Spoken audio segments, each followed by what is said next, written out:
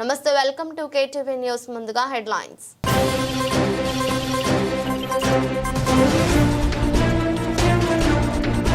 వాహనాల రద్దు తెలిసేలా ప్రతి 50 కిలోమీటర్లకు సీసీ కెమెరా ఏర్పాటు. రహదారులు వాహనాల శాఖపై సమీక్షలో సీఎం చంద్రబాబు ఆదేశం.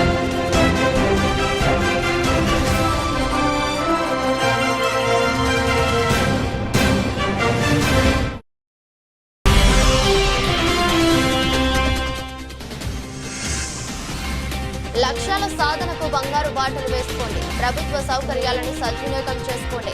జిల్లా collector doctor G Lakshmisha.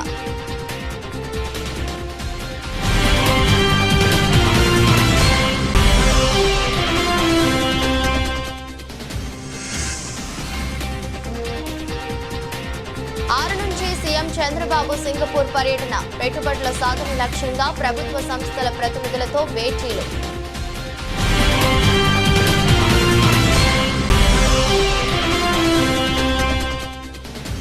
Reliance CBG ప్లాంట్ల నిర్మాణం వేగవంతం చేయాలి. రైతులకు మెరుగైన కౌలు, యువతకు ఉపాధి అవకాశాలే లక్ష్యం. ఇంధన శాఖ మంత్రి గొట్టిపాటి రవికుమార్.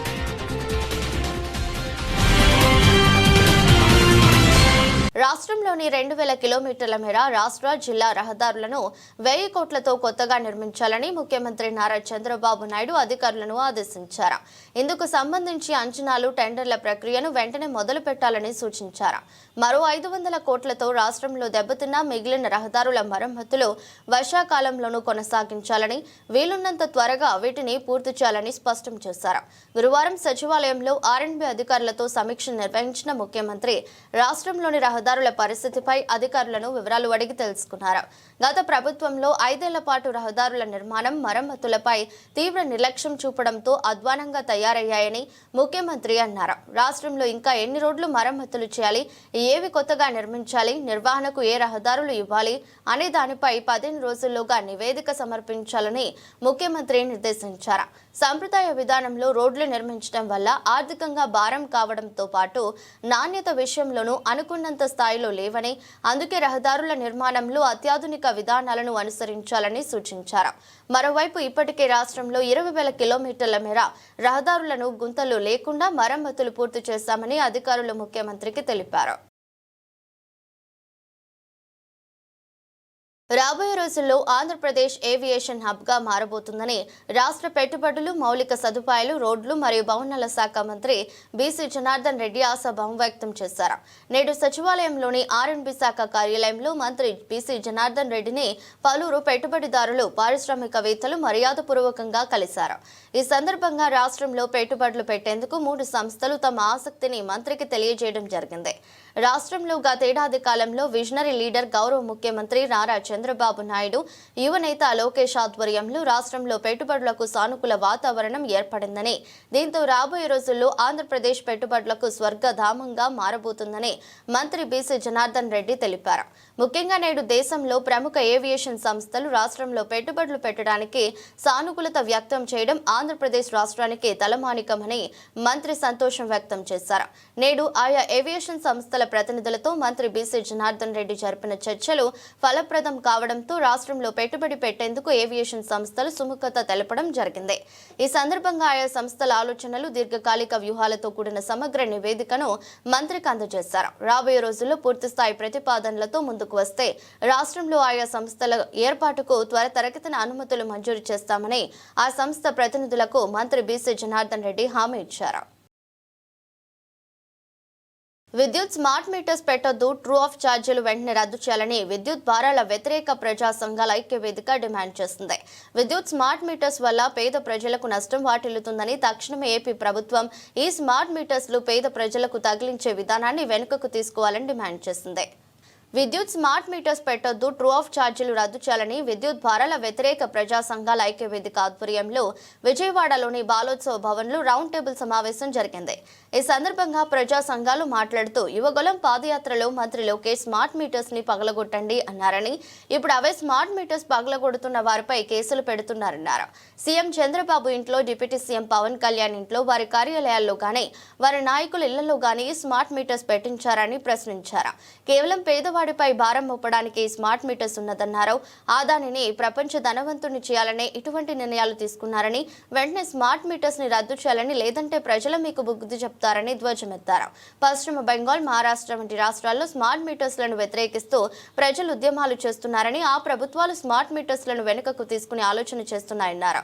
వెంటనే ఏపీ ప్రభుత్వం ఈ స్మార్ట్ మీటర్స్లు పేద ప్రజలకు తగిలించే విధానాన్ని వెనుకకు తీసుకోవాలని డిమాండ్ చేస్తున్నామన్నారు. బీజేపీ ప్రభుత్వం విద్యుత్ సంస్కరణల పేరుతోటి ప్రజలపైన భారాలు మోపేటటువంటి దానికి చేసినటువంటి చర్యలో భాగమే విద్యుత్ సంస్కరణల పేరుతోటి వాడుకున్నటువంటి ఈ ప్రస్తుతం వాడేటటువంటి విద్యుత్ వినియోగానికి మించి, అంటే ఎప్పుడో ఏనాడో వాడుకున్నటువంటి దానికి కూడా ఈ రోజున విద్యుత్ ఛార్జీలు కట్టేటటువంటి పరిస్థితి ఈ రోజున ప్రభుత్వాలు అనుసరిస్తున్నాయి. గత ఎన్నికల సందర్భంగా కూటమి నాయకులు చంద్రబాబు నాయుడు గారు చెప్పారు, ఎన్నికల్లో రాబోయేటటువంటి కాలంలో విద్యుత్ ఛార్జీలు పెంచకపోకుండా ఉన్నటువంటి విద్యుత్ ఛార్జీలను కూడా తగ్గిస్తామని చెప్పారు. కానీ ఈ రోజున ఏం జరుగుతూ ఉన్నది? విద్యుత్ ఛార్జీలు ఇప్పటి ముప్పడై ప్రజలపైన భారాలు పడి కట్టలేనటువంటి పరిస్థితి. విద్యుత్ సర్దుబాటు ఛార్జీలు ఒక పక్కన, ఈ రోజున స్మార్ట్ మీటర్లు బిగించేటటువంటి విధానం ఒక పక్కన. ఆనాడు ఎన్నికల ముందు లోకేష్ చెప్పాడు, స్మార్ట్ మీటర్లు ఏమన్నా పెడితే దాన్ని కొట్టమని చెప్పినటువంటి లోకేష్ ఇవాళ మరి ఈ విద్యుత్ సంస్థల పేరుతోటి వారు తీసుకొచ్చేటటువంటి దాంట్లో స్మార్ట్ మీటర్లు బిగించేటటువంటిది అనేటటువంటిది సరైనటువంటిది కాదు. రాబోయేటటువంటి కాలంలో ఈ ప్రభుత్వం విద్యుత్ సర్దుబాటు ఛార్జీలను ఉపసంహరించుకోవాలా, అలాగే ట్రూ అప్ ఛార్జీలను ఉపసంహరించుకోవాలా, స్మార్ట్ మీటర్లు బిగించేటటువంటి విధానాన్ని స్వస్తి పలకాలని చెప్పి సిపిఐగా డిమాండ్ చేస్తా ఉన్నాం. సిపిఎం ఎన్టీఆర్ జిల్లా కార్యదర్శి విజయవాడ. ఈ రోజున రాష్ట్రంలో జిల్లాలో విజయవాడ నగరంలో ప్రజల్ని పీడిస్తున్న ప్రధాన సమస్య విద్యుత్ ఛార్జీల సమస్య. ఈ విద్యుత్ ఛార్జీలు పెనుభారం అయిపోయినాయి. విద్యుత్ వినియోగించిన దానికంటే 5-6 రెట్లు బిల్లు వస్తుంది. ఈ బిల్లుని గతంలో వైసీపీ ప్రభుత్వం ఈ విధానం తీసుకొచ్చింది. దాని కారణం కేంద్రంలో ఉన్న బీజేపీ మోడీ ఇచ్చిన గైడెన్స్ ఆధారంగానే చేశారని జగన్మోహన్ రెడ్డి గారు చెప్పారు. ఆ రీత్యా ప్రజలు ఇబ్బంది పడుతున్నారని చెప్పనేది తెలుగుదేశం పార్టీ ఆ సందర్భంలో అసెంబ్లీలో బయట చెప్పి జగన్మోహన్ రెడ్డిని విమర్శించింది. కానీ తెలుగుదేశం పార్టీ కూడా మోడీ గారు పెట్టిన బిల్లును బలపరిచింది. అది మరుగున పెట్టి ఇక్కడ అసెంబ్లీలో మాట్లాడారు. తర్వాత సందర్భంలో మేము అధికారంలోకి వస్తే ఖచ్చితంగా విద్యుత్ ఛార్జీలు తగ్గిస్తాం, పెంచడం కాదు పెంచినవి కూడా తగ్గిస్తాం అని చెప్పారు. ఆ తర్వాత స్మార్ట్ మీటర్లు పెట్టారు జగన్మోహన్ రెడ్డి. పెడితే స్మార్ట్ మీటర్లు పెట్టింది చాలా తప్పు, మేము రద్దు చేస్తాం, పగలగొట్టండి అని లోకేష్ గారు చెప్పారు. ఇవాళ 13 నెలలైంది అధికారంలోకి వచ్చి కూటమి ప్రభుత్వం. ఇప్పుడు ఏం చేస్తున్నారు? ఊరూరా ఇంటింటికి స్మార్ట్ మీటర్లు పెడుతున్నారు. ఇప్పటికే వ్యాపారాలకు పెట్టారు, ఇప్పటికే షాపులకు పెట్టారు, అన్ని పరిశ్రమలకు పెట్టారు. కానీ ఇప్పుడు ఎలాగ పెడుతున్నారు స్మార్ట్ మీటర్లు? ఈ స్మార్ట్ మీటర్లు పెట్టేది ఎవరు? ఎలక్ట్రిసిటీ డిపార్ట్మెంటా? ఎలక్ట్రిసిటీ డిపార్ట్మెంట్కి సంబంధం లేదు. ఏఈలు చెప్తున్నారు, ఎవరో మా ఇంటికి వచ్చి రాష్ట్ర ప్రభుత్వం ప్రత్యేక దృష్టితో పాఠశాలల్లో నాణ్యమైన విద్యతో పాటు మౌలిక వస్తువులు, మధ్యాహ్న భోజనం పరంగా మెరుగైన మార్పులు చేయడంతో ప్రవేశాలు పెరిగాయని, వీటిని సద్వినియోగం చేసుకునే కెరీర్ పరంగా నిర్దేశించుకున్న లక్ష్యాల సాధనకు బంగారు బాటలు వేసుకోవాలని జిల్లా కలెక్టర్ డాక్టర్ జి లక్ష్మీసా విద్యార్థులకు సూచించారు. విజయవాడ కృష్ణలంకలోని అమరజీవి పొట్టి శ్రీరాములు నగరపాలక సంస్థ ఉన్నత పాఠశాలను కలెక్టర్ లక్ష్మీసా గురువారం మధ్యాహ్నం భోజన సమయంలో ఆకస్మిక తనిఖీ చేశారు. మెన్యూ ప్రకారం ఆహారాన్ని అందిస్తున్నారు లేదా, ఆహారం నాణ్యత ఎలా ఉంది వంటి విషయాలను పరిశీలించారు. చిన్నారులతో మాట్లాడి భోజనం ఎలా ఉందో అడిగి తెలుసుకున్నారు. పాఠశాలల్లో 370 మంది విద్యార్థులుండగా అందరూ పాఠశాలలోనే మధ్యాహ్న భోజనం చేస్తున్నట్లు తెలుసుకుని ఆనందం వ్యక్తం చేశారు. సన్నబియ్యంతో పోషక విలువలతో కూడిన భోజనం చాలా బాగుంటుందని, తామంతా ఇక్కడే తింటున్నామని చిన్నారులు చెప్పారు. విద్యార్థులతో ముచ్చటిస్తూ కెరీర్ పరంగా నిర్దేశించుకున్న లక్ష్యాలు ఏమిటో అడిగి తెలుసుకున్నారు. బాగా చదవడంతో పాటు సరైన ప్రవర్తన కూడా ముఖ్యమని, ఇవి రెండు ఉన్నప్పుడే జీవితంలో ఉన్నతంగా ఎదగడానికి అవకాశం ఉంటుందన్నారు. కలెక్టర్ లక్ష్మీసా వెంట పాఠశాల ఇన్ఛార్జ్ ప్రధానోపాధ్యాయులు ఎం నరసింహాచార్యులు ఉపాధ్యాయులు ఉన్నారు. అమరజీవి Potti Sriramulu municipal corporation high స్కూల్స్కి ఈరోజు సర్ప్రైజ్ ఇన్స్పెక్షన్కి వచ్చాను. ఇక్కడ మిడ్ డే మీల్ ఎలా ఉంది, పిల్లలు తింటున్నారా, క్వాలిటీ బాగుందా, టీచర్స్ అందరూ ఉన్నారని చూడడానికి. ఫుడ్ నేను కూడా టేస్ట్ చేశాను, చాలా మంచిగా ఉంది. సన్న బియ్యంతో చక్కగా బిర్యానీ చేసి పెట్టారు, మంచి కూర చేశారు, అలాగే గుడ్డు కూడా ఇస్తున్నారు. పిల్లలందరినీ క్రాస్ చెక్ చేసాము, ఇక్కడే తింటున్నారా, అందరూ కొంతమంది బయటికి వెళ్తున్నారంటే అందరూ ఇక్కడే తింటున్నాం సార్, చాలా బాగుంది ఈ మధ్యన చెప్పారు. చాలా సంతోషము. పిల్లలతో ఇంటరాక్ట్ కూడా చేసాము, టీచర్స్ కూడా మాట్లాడాము. అంటే సిస్టమ్ చాలా ఇంప్రూవ్ అయింది, క్వాలిటీ పెరిగింది, పిల్లల కాన్ఫిడెన్స్ వచ్చింది. వాళ్ళందరూ కొత్త యూనిఫామ్ వేసుకొని ఎంతో చక్కగా ఇక్కడే అంటే ఒక్కరు కూడా బయటికి వెళ్ళదు, ఇక్కడే తిన్నారని చెప్తున్నారు. అది ఆనందంగా ఉంది. అంటే that shows there is considerable improvement in the quality in mid day meal. So ఇప్పుడు మెగా పేరెంట్స్ టీచర్స్ మీటింగ్ గురించి జరిగిన అంశాల గురించి కూడా అడిగితే అందరూ చెప్తున్నారు. గ్రీన్ పాస్పోర్ట్ గురించి, అలాగే ఇక్కడ తల్లికి వందన గురించి, అట్లాగే పేరెంట్స్ అందరూ వచ్చారు, ఇక్కడ గేమ్స్ అంతా ఆడారు టీచర్స్తో కలిసి, పిల్లలతో కలిసి, ఇంత చక్కగా చెప్తున్నారు. ఇది మంచి పరిణామం. ఒకటి మనం ఒకవైపు ఇన్ఫ్రాస్ట్రక్చర్స్ ఇన్స్టిట్యూషన్స్ ఇంప్రూవ్ చేయడంతో పాటు అయితే సాఫ్ట్వేర్ పార్ట్ ఉందో ఆ పిల్లల ఆలోచన, అలాగే వాళ్ళ ఇంటరాక్షన్, అలాగే పేరెంట్స్ టీచర్స్ మీటింగ్స్, ఇవన్నీ ఎప్పటికప్పుడు చేస్తూ ఉంటే వాళ్ళకి మంచి అవగాహన వస్తుంది. అలాగే ఈ డ్రగ్స్ గురించి, అలాగే సైబర్ క్రైమ్ గురించి అవేర్నెస్ కల్పించాలని అడిగితే అందరూ చెప్పారు సార్. కానీ ఏమేమి ప్రాబ్లం అవుతాయో చెప్పంటే ప్రతి ఒక్కరు ఒకటి చెప్తున్నారు. ఇది మంచి పరిణామము. ఇటువంటి అవేర్నెస్ ఉన్నంత వరకు పిల్లల్ని ఎవరు డైవర్ట్ చేయలేరు. వాళ్ళ లక్ష్యాలను సాధించడానికి, అలాగే వాళ్ళు ఏం అనుకుంటున్నారో సో దానికి బంగారు బాటలు వేసుకోవడానికి అవేర్నెస్ ఇంపార్టెంట్. అవేర్నెస్ ఈరోజు మన అన్ని స్కూల్స్లో ఉండడం ఎంతో ఆనందదాయకము. ఈ ఒక ఒరవడిని కంటిన్యూ చేసుకుంటూ మనం స్కూల్లో, ఎస్పెషల్లీ గవర్నమెంట్ స్కూల్లో చదివే పిల్లలకి వాళ్ళకి స్కై ఇస్ ద లిమిట్. వాళ్ళు ఏదైనా అవ్వచ్చు. ఇప్పుడే అడుగుతుంటే చెప్తున్నారు, కొంతమంది ఐపీఎస్, కొంతమంది ఐఏఎస్ అవ్వాలని, కొంతమంది లాయర్స్ అవ్వాలని, కొంతమంది బిజినెస్ పీపుల్ అవ్వాలని చెప్తున్నారు. అటువంటి ఆస్పిరేషన్ ఉన్న పిల్లలకి ప్రాపర్గా ఎటువంటి మంచి ఇన్స్టిట్యూషనల్ సపోర్ట్ ఇస్తే వాళ్ళు ఏదైనా అవుతారు, ఏదైనా సాధించగలుగుతారు. ఇలాగే అన్ని స్కూల్స్లో, మన ఎన్టీఆర్ జిల్లాలో ఆల్మోస్ట్ ఆల్ స్కూల్స్లో ఇదే టైప్ ఫెసిలిటీ కూడా ఉన్నాయి. ఇప్పుడు అడ్మిషన్స్ కూడా గవర్నమెంట్ స్కూల్స్లో, కాలేజెస్లో పెరిగి ఉన్నాయి. ఇది ఒక మంచి పరిణామం. క్వాలిటీ ఇంప్రూవ్మెంట్ అయిందని చెప్పడానికి అదొక మంచి పారామీటర్. ఇదిలే కంటిన్యూ చేసుకుంటూ మనం అన్ని గవర్నమెంట్ స్కూల్స్, కాలేజెస్లో కూడా క్వాలిటీ పెంచుతూ, మంచి మిడ్ డే మీల్ ఇస్తూ, అలాగే పిల్లలకి మంచి మార్గదర్శనం ఇస్తూ ఇప్పుడు కౌన్సిలింగ్ కూడా స్టార్ట్ చేయబోతున్నాం. వాళ్ళకి ఆ లైఫ్ స్టైల్ గురించి, అలాగే వాళ్ళకి ఈ సైబర్ క్రైమ్, అలాగే డ్రగ్స్ డీఅడిక్షన్ గురించి, అట్లాగే కెరియర్ కౌన్సిలింగ్స్, ఇవి కూడా పిల్లలకి స్టార్ట్ చేసి మంచి అచీవ్మెంట్స్ చేసేలాగా, మంచి ర్యాంక్ వచ్చేలాగా మన జిల్లాలో అన్ని స్కూల్స్, కాలేజెస్ తీర్చిదిద్దడం అని సందర్భంగా తెలియజేసుకుంటున్నాం. ఆంధ్రప్రదేశ్కు పెట్టుబడులను ఆకర్షించడమే లక్ష్యంగా ముఖ్యమంత్రి నారా చంద్రబాబు నాయుడు సింగపూర్లో పర్యటించనున్నారు.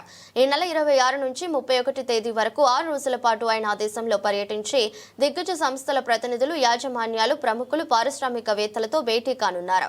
కూటమి ప్రభుత్వం ఏర్పడిన తరువాత దావోస్ పర్యటనకు వెళ్లిన సీఎం రెండో విదేశీ పర్యటనగా సింగపూర్కు వెళ్తున్నారు. బ్రాండ్ ఏపీ ప్రమోషన్తో రాష్ట్రానికి పెట్టుబడులను సాధించేందుకు ఈ పర్యటనను వేదిక చేసుకోనున్నారు. ప్రభుత్వం తీసుకువచ్చిన నూతన పారిశ్రామిక పాలసీలు, స్పీడ్ ఆఫ్ డూయింగ్ బిజినెస్ విధానాలను వివరించి పెట్టుబడిదారులకు ఆహ్వానించనున్నారు. పోర్టులు, ఎయిర్పోర్టులు, హైవేలు, హార్బర్లు, భూముల లభ్యత, కనెక్టివిటీ, 1053 కిలోమీటర్ల తీర ప్రాంతం, నిపుణులైన మానవ వనరుల గురించి వివరించనున్నారు. అలాగే పారిశ్రామికవేత్తలను పెట్టుబడులు పెట్టాల్సిందిగా కోరనున్నారు. 6 రోజుల పర్యటనలో సీఈఓలు, కంపెనీల ప్రతినిధులతో భేటీ కానున్నారు. మొదటి రోజు సింగపూర్ సహా సమీప ప్రదేశాల్లో నివసిస్తున్న ప్రవాసాంధ్రుల సంఘం నిర్వహించే తెలుగు డయాస్పోరా సమావేశంలో ముఖ్యమంత్రి పాల్గొన్నారు. ఏపీలో పెట్టుబడులపై ఆయా దేశాల వారిని ఆహ్వానించనున్నారు. పేదరిక నిర్మూలనకు రాష్ట్ర ప్రభుత్వం చేపట్టిన P4 కార్యక్రమంలో భాగస్వాములు కావాలని CM పారిశ్రామికవేత్తలను కోరనున్నారు. Andhra is in a dynamic phase of transformation under the dynamic leadership of Honorable Chief Minister Sri Nara Chandrababu Naidu garu. With a growing focus on agriculture, industry and services, our state continues to pursue balanced, inclusive and sustainable growth. However, we also face challenges unique to our context. As a post-bifurcation state, we continue to encounter significant fiscal constraints and limited revenue generating base. We have significant infrastructure gaps and institutional rebuilding costs. We believe that Andhra Pradesh can overcome its challenges by focusing on its inherent strengths and promoting development of regional growth hubs, industrial nodes, logistics, human resources, etc. However, the structural constraints of our economy necessitate greater support from the Finance Commission in financial devolution and grants. The Finance Commission's work. My heartfelt namaskars to Dr. Arvind Pangaria ji, Chairman, 16th Finance Commission, esteemed members Srimati Annie George Matthew, Dr. Manoj Pandaji, Dr. Soumya Kanti Ghosh, Sri Ritvik Pandey ji, Sri K.K. Mishra ji, Ms. Amrita, Joint Director, Shri Kumar Vivekji, Shri Aditya Pant, Shri Ms. Jyoti Nagarkoti, Shri Abhay Menon, Mrs. Sudha Rajgopal. I extend my heartfelt warm welcome to you all, and it's my privilege to present the visions and needs of Andhra Pradesh rural economy, the backbone of our state's development. Andhra Pradesh seeks a shared responsibility model, aligning rural development with national inclusive and sustainable growth while ensuring the well-being of its people. And we aim to digitally empower every Gram Panchayat with high-speed internet, develop farm-to-market roads, establish rural logistic hubs, and ensure pothole-free roads.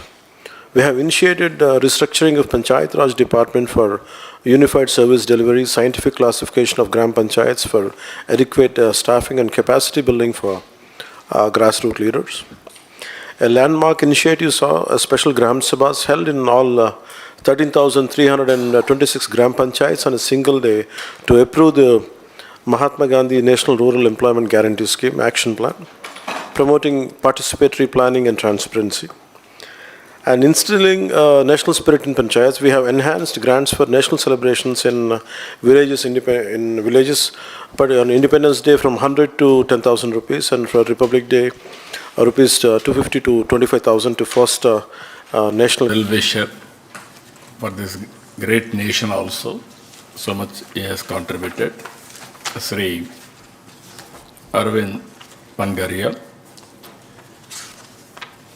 Honorable Member Finance Commission, Srimati Annie Matthews, Honorable Finance Member Commission, Sri Manoj Pandiji, Secretary Finance Commission, Ritvik Pandiji, respected my dear friend and committed for the cause, Honorable Deputy Chief Minister, Sri Pawan Kalyan Garu, and ministers, honorable ministers and officers from Government of Andhra Pradesh, from Finance Commission and friends. In Niti Aayog, first chairman, Pangaria Garu, I am very happy. We had a very good interaction. We worked 2 committees under Honorable Prime Minister.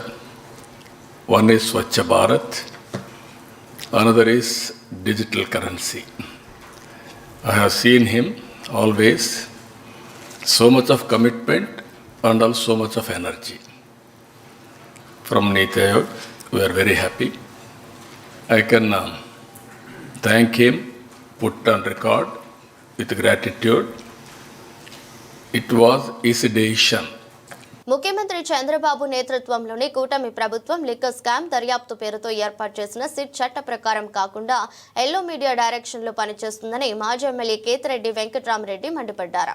Tadepalli YSRCP కేంద్ర కార్యాలయంలో మీడియాతో మాట్లాడుతూ నిత్యం ఒక కొత్త కథను Valli yellow media ప్రచురిస్తుంటే దానిని బట్టి సిట్ తన దర్యాప్తును ముందుకు తీసుకువెళ్తుందని ఆగ్రహం వ్యక్తం చేశారు. కోర్టుకు సమర్పించిన రిమాండ్ రిపోర్టులు కూడా ఎల్లో మీడియాలో ఒక రోజు ముందుగానే ప్రచురితం అవుతున్నాయంటేనే సిట్ ఎలా పనిచేస్తుందో అర్థం చేసుకోవచ్చని అన్నారు. చంద్రబాబుకు భజన చేస్తున్న ఎల్లో మీడియా ఆయన కళ్ళల్లో ఆనందం చూడటం కోసమే ఇలాంటి దుర్మార్గమైన కథనాలను రాసి సిట్ ను నడిపిస్తుందని ధ్వజమెత్తారు. ఇంకా ఆయనేమన్నారంటే లేని లెక్క స్కామ్ ను సృష్టించి వైఎస్ఆర్సీపీ నేతలను కక్షపూరితంగా అరెస్టులు చేయిస్తున్న చంద్రబాబు దుర్మార్గాల్లో ఎల్లో మీడియా భాగస్వామిగా మారిందని, జరగని అవినీతిపై ఎలా దర్యాప్తు చేయాలో తెలియక తలపట్టుకుంటున్న సిట్ బృందానికి చక్కని కథలు, టీవీ సీరియల్స్ ను రాసి వారితో వారిపై ఎలా తప్పుడు కేసులు బనాయించాలో రోజుకో కథనం రాసే బాధ్యతను ఎల్లో మీడియాకు చంద్రబాబు అప్పగించారు. అందుకే ప్రతిరోజు ఈనాడు, ఆంధ్రజ్యోతిలు విచిత్రమైన అంశాలను రాస్తూ తమ ఊహలను వార్తలుగా ప్రచురిస్తూ ఏం చేయాలో సిట్ బృందానికి దిశానిర్దేశం చేస్తున్నాయి. లిక్కర్ కేసులో చంద్రబాబు నేతృత్వంలో ఏర్పాటు చేసిన సిట్ రిమాండ్ రిపోర్ట్ ని కోర్టుకు సమర్పించకుండానే ఈనాడు, ఆంధ్రజ్యోతిలో దానిపై అక్షరం పొల్లుపోకుండా కథనాలు ప్రత్యక్షమవుతున్నాయన్నారు.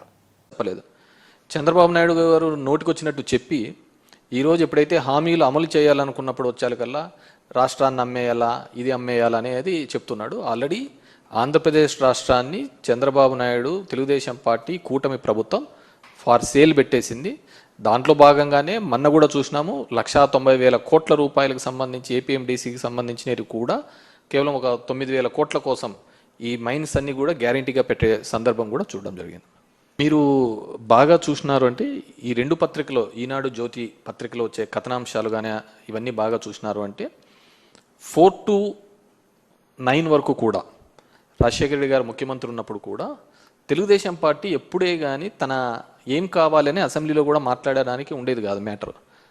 ఏదో ఒక మ్యాటర్ని ఈనాడు పేపర్లో పబ్లిష్ చేసేది, అది తీసుకొని వచ్చి అసెంబ్లీలో గందరగోళం చేసే పరిస్థితి ఆ రోజు మనం చూస్తున్న సందర్భం. ఈరోజు కూడా సేమ్ అదే స్ట్రాటజీనే వాడుతోంది. ఈరోజు సిట్ అనే దర్యాప్తు సంస్థ ఎవరి చేతుల్లో నడుస్తోంది అందరికీ తెలిసినదే. సిట్ రిమాండ్ రిపోర్టు కోర్టుకు సబ్మిట్ చేయదు.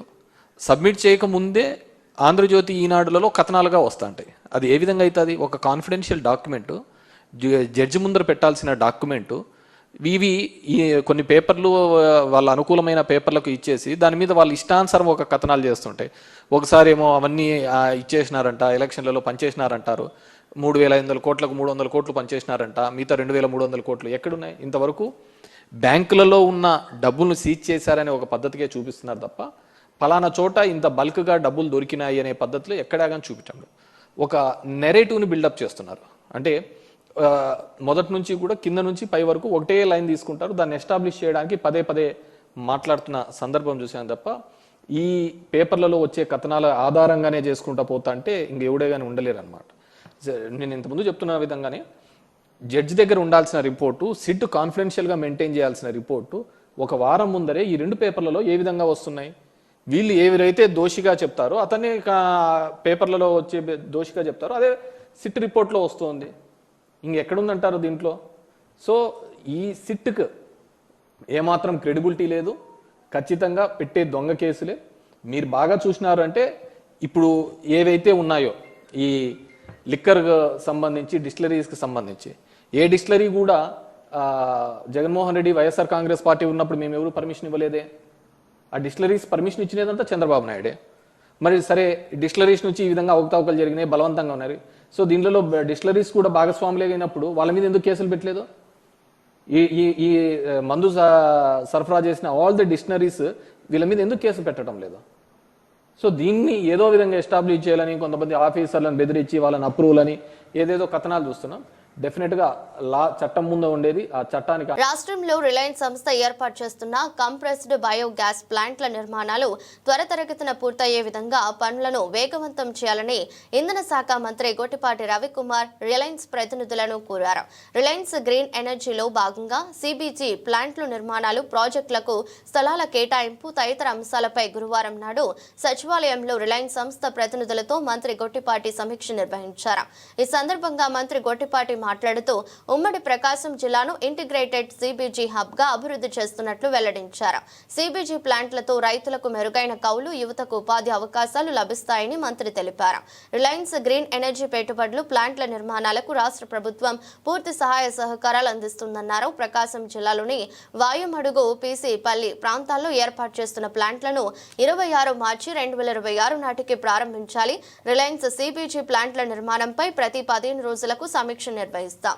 ప్లాంట్ల పురోగతిని ఎప్పటికప్పుడు సమీక్ష జరుగుతుంది. ఈ 2 ప్లాంట్లు మాత్రమే కాకుండా జిల్లాలో మరిన్ని ప్లాంట్లు ఏర్పాటు చేసి ఉమ్మడి ప్రకాశం జిల్లాను సిబిజీ హబ్ గా అభివృద్ధి చేస్తాం. నిరుపయోగంగా ఉన్న భూములకు వినియోగంలోకి తెస్తున్నాం. ప్రభుత్వ భూమికి ఎకరానికి 15,000, ప్రైవేట్ భూమికి 31,000 కౌలు చెల్లింపు జరుగుతుంది. ప్లాంట్ల ఏర్పాటు ద్వారా జిల్లాల్లో ఉపాధి అవకాశాలు మెరుగుపడతాయి. తదుపరి దశలో నెల్లూరు జిల్లాలోని కందుకూరు, ఆత్మకూరు, ఉదయగిరి నియోజకవర్గాల్లో కూడా ప్లాంట్లు ఏర్పాటవుతాయని మంత్రి గొట్టిపాటి రవికుమార్ స్పష్టం చేశారు. సమీక్ష సమావేశంలో ఇంధన శాఖ special chief secretary K Vijayanand, AP Transco JMD Keerthi Chekuri, NEDCAP MD M Kamalakar బాబుతో పాటు రిలయన్స్ ప్రతినిధులు, విద్యుత్ శాఖ అధికారులు పాల్గొన్నారు.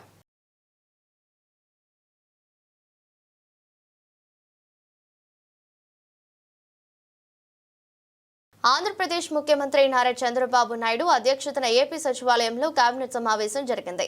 సమావేశంలో పలు కీలక అంశాలపై మంత్రులతో సీఎం చంద్రబాబు చర్చించారు.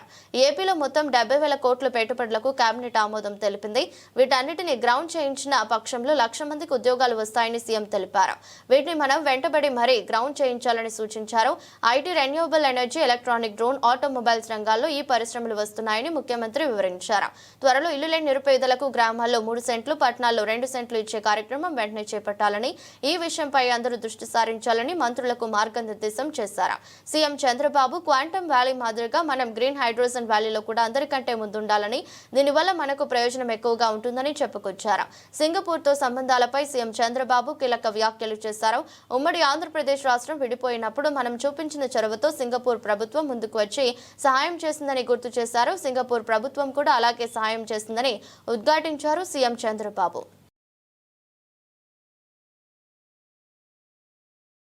ఆగస్టు 15 నాటికి 15 లక్షల బంగారు కుటుంబాలను మార్గదర్శులచే దత్తత పూర్తి చేయాలి.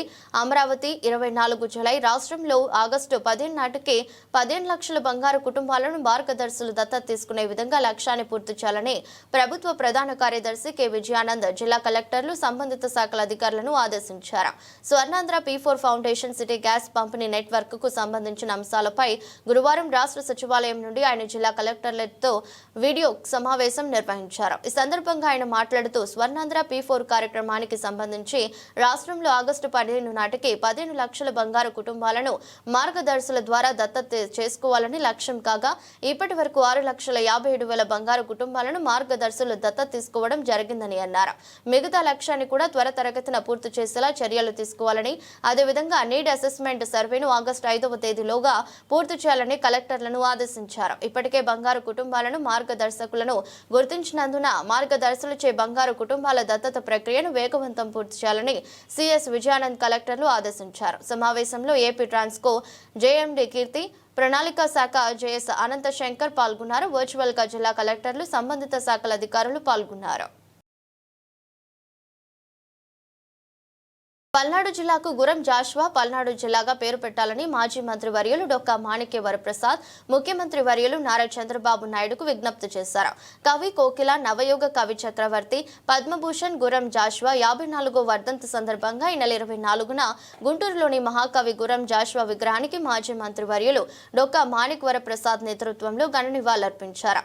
ఈ సందర్భంగా డొక్కా మాణిక్య వరప్రసాద్ ప్రసంగిస్తూ గురం జాషువా అపారమైన జ్ఞానంతో కుల ఆధారిత వివక్ష కారణంగా ఎదుర్కొన్న పోరాటాల ద్వారా జాషువా కవిత్వాన్ని సార్వత్రిక దృఢ సంకల్పంతో రచించారన్నారు. 1964లో క్రీస్తు చరిత్రకు సాహిత్య అకాడమీ అవార్డు లభించిందని, 1964లో శాసనమండలి సభ్యునిగా నియమితులయ్యారని, 1970లో ఆంధ్ర యూనివర్సిటీ వారు కళా ప్రపూర్ణ గౌరవ డాక్టరేట్ ప్రదానం చేశారని, 1970లో భారత ప్రభుత్వం పద్మభూషణ్ అవార్డును ప్రదానం చేశారని తెలిపారు. తన కుమార్తె హేమలతను నాస్తిక ఉద్యమ నేత గోరా కుమారులు లవణంకు ఇచ్చి వివాహం చేశారని గుర్తు చేశారు. కార్యక్రమంలో బీజేపీ జిల్లా అధ్యక్షులు చెరుకూరి తిరుపతిరావు, ఎంజేఎస్ఎస్ నాయకులు కావలి బాలస్వామి, అతోట జోసెఫ్ కుమార్, కాకుమాను పున్నారావు, ఏపీపీ సుకుమార్, దర్శనపు శ్రీనివాస్, అప్పారావు, కుక్కమూడి భగవాన్ దాస్, కాపు సంఘం రాష్ట్ర నాయకులు రాధా మాదా, జనసేన పార్టీ నాయకులు పాలకాయల వెంకట, సురేష్, పరంగి సత్యరాజ్, కడియం జేమ్స్, వినుకొండ నవీన్, చిలువూరి విజయ్, డొక్కా సురేష్, వివిధ ప్రజా సంఘాల నాయకులు నల్లపు నీలాంబరం, భక్తులు అనిల్, సముద్రాల కోటేశ్వరరావు, గాయకులు రమణ, లెనినా, బాబురావు, చంద్రపాల్, సలీం బాబు మరియు గురం జాషువా గారి అభిమానులు పెద్ద సంఖ్యలో పాల్గొని నివాళులర్పించారు. సమాజంలో ఉన్న అసమానతలు, అవి ఆర్థిక అసమానతలు కావచ్చు, రాజకీయ అసమానతలు కావచ్చు, సామాజిక అసమానతలు, సాంస్కృతిక అసమానతలు, ఈ అసమానతలన్నీ లేని సమాజాన్ని గురం జాషువా గారు కోరుతున్నారు. కానీ ఈరోజు భారతదేశం అసమానతల్లో 105వ స్థానంలో ఉంది, పేదరికంలో 134వ స్థానంలో ఉంది. 336 మంది బిలియనర్స్ ఉంటే ఒక్క బిలియనర్ కూడా ఎస్సీ కమ్యూనిటీకి, ఎస్టీ కమ్యూనిటీకి చెందిన వాళ్ళు లేడు. ఆంధ్రప్రదేశ్లో ఉన్న పారిశ్రామికవేత్తల్లో 1% కూడా పారిశ్రామికవేత్తలు ఎస్సీ ఎస్టీ కమ్యూనిటీకి లేరు. 18% ఎస్సీస్ ఉన్నారు, 8% ఎస్టీలు ఉన్నారు. మొత్తం 26% ఉంటే ఈ 26% 1% మాత్రమే లోపు మాత్రమే పారిశ్రామికవేత్తలు, వ్యాపారవేత్తలు కొనసాగుతున్న సమాజం ఇది.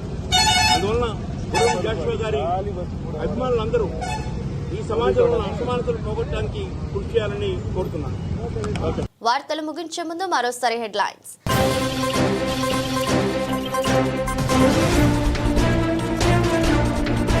వాహనం రద్దు తెలిసేలా ప్రతి 50 కిలోమీటర్లకు సీసీ కెమెరా ఏర్పాటు. రహదారులు వాహనాల శాఖపై సమీక్షలో సీఎం చంద్రబాబు ఆదేశం.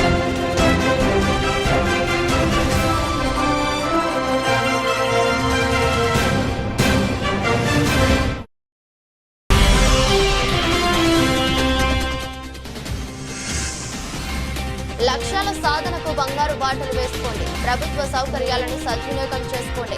జిల్లా collector doctor G Lakshmisha.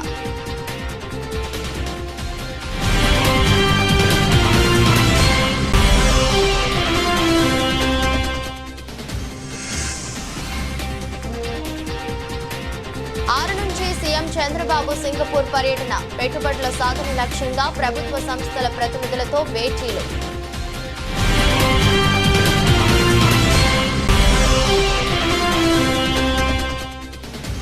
Reliance CBG ప్లాంట్ల నిర్మాణం వేగవంతం చేయాలి. రైతులకు మెరుగైన కౌలు, యువతకు ఉపాధి అవకాశాలే లక్ష్యం. ఇంధన శాఖ మంత్రి గొట్టిపాటి రవికుమార్.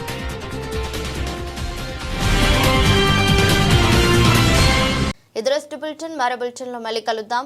అంతవరకు సెలవు. నమస్కారం.